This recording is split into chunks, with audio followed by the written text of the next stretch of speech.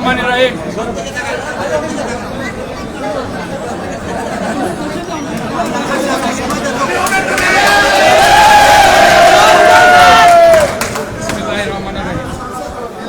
আজকে দীর্ঘ 18 বছর সংগ্রাম করেছেন, জেল কেটেছেন, বিচার বহির্ভূত হত্যার শিকার হয়েছেন, খুনের শিকার হয়েছেন, নির্যাতনের শিকার হয়েছেন। বাংলাদেশে আইনের শাসন প্রতিষ্ঠা হয়নি, বিচার বিভাগের স্বাধীনতা আছে এবং মানুষ কথা বলতে পারেনি।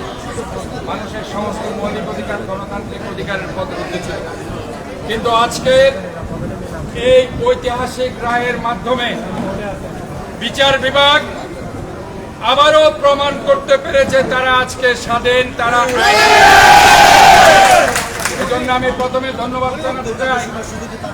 আজকে গত 18টি বছর ধরে আমাদের দেশনেত্রী বেগম খালেদা জিয়া, জনাব তারেক রহমানের নেতৃত্বে 18টি বছর আমার বিএনপি এবং অঙ্গ সংগঠন, সহযোগী সংগঠনের এবং বিরোধী দলের সমস্ত নেতা কর্মীরা এবং পেশাজীবী সংগঠন, বিশেষ করে জাতীয়তাবাদী আইনজীবী ফোরাম এবং অন্য অন্য ডক্টর অ্যাসোসিয়েশন, ইঞ্জিনিয়ার, শ্রমিক, মজদুর হিসেবে এবং আমার সম্মানিত কাউন্সিলর যারা আমার সাথে 21 সালে নির্বাচন করতে গিয়ে লাঞ্ছনা, গঞ্জনা এবং মামলার শিকার হয়েছেন এবং আমার গত 18টি বছর মামলা খেয়েছেন এবং অনেকে বিচার বহির্ভূত অনেকে নির্যাতন সহ্য করতে না পারে আল্লাহ তাআলার হুকুমে উনি মৃত্যুবরণ করেছেন। আজকে আমি সবাইকে বলতে চাই, এই রায়ের মাধ্যমে আইনের শাসন প্রতিষ্ঠা হয়েছে, বিচার বিভাগের স্বাধীনতা ফিরে এসেছে।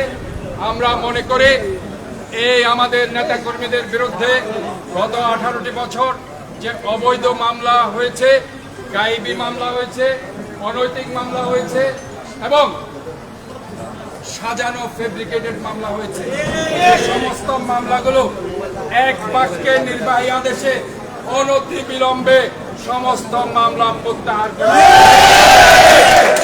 আইন আন্দোলনের সময় এবং শেখ হাসিনা 96 থেকে 2001 সালে